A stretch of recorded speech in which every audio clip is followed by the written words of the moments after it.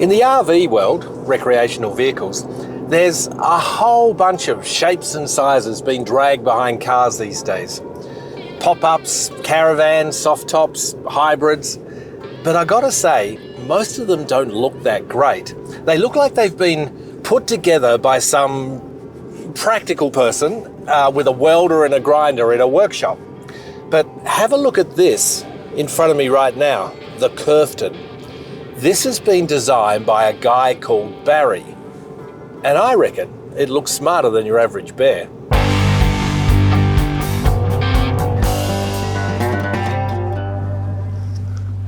So you'd be Barry? That's right, and you must be Mike. Yes, I've been admiring you from behind. So I'm looking forward to talking all about the Kerfton. That'd be great. Why don't you jump in and we can have a chat? You got it. Now, Barry, I haven't made a study of this like you have, but I'm right, aren't I? There's a lot of eyesore out there. Yeah, there is, Mike, and it's interesting because when we go out to buy something like this motor car, its aesthetics and looks are so important to our buying decisions. And yet, camper trailers are just typical boxy structures. But if we actually borrow technology from other industries, it's not too difficult to create a product that's got some shape and style to it. Okay, so we're heading to a camping ground, you're sleeping the night. Are you telling me that you're all going to sleep in the trailer? Yeah, of course we will. Okay, now this, I've got to see. Barry? Yeah? Where are you taking me? What's going on? Well, the best camping spots are usually accessible by 4x4 only. Right, so okay, we're going in the river.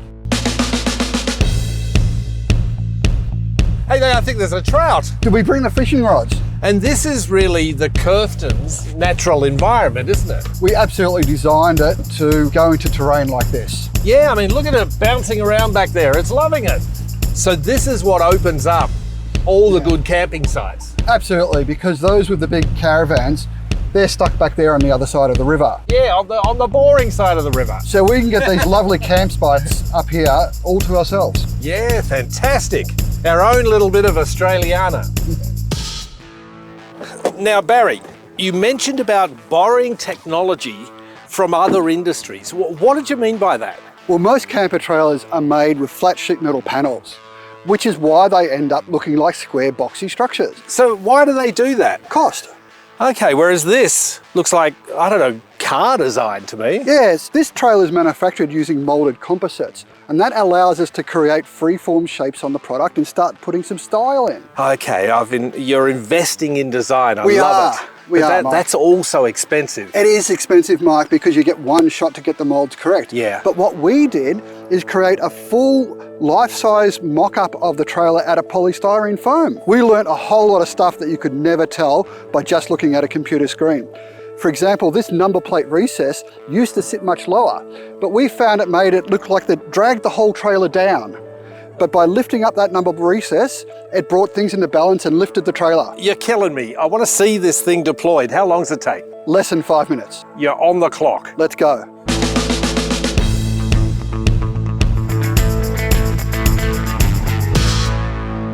Well, Barry, that was way less than 5 minutes. Thanks, Mike. Can I have a look inside? Of course you can, please. Solid steps, and there's an enormous space in here. It is a huge amount of space from a really compact size when it's folded up.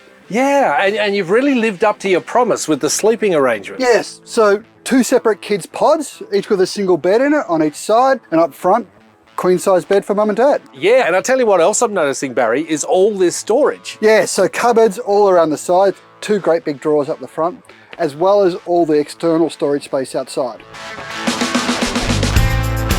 So Barry, much interest? We get interest from all over the place. North America, South Africa, Middle East, Europe, as well as Australia, of course. Yeah, well, who would have thought it? People are noticing good design. What we did was deliberately invest effort up front to design a unique product that serves a specific segment of the market, and people seem to like that. Yeah, good on you. In an industry where near enough has been good enough for way too long, Barry and his team have raised the bar, set new standards by investing in design. Keep an eye out for the Kerfton.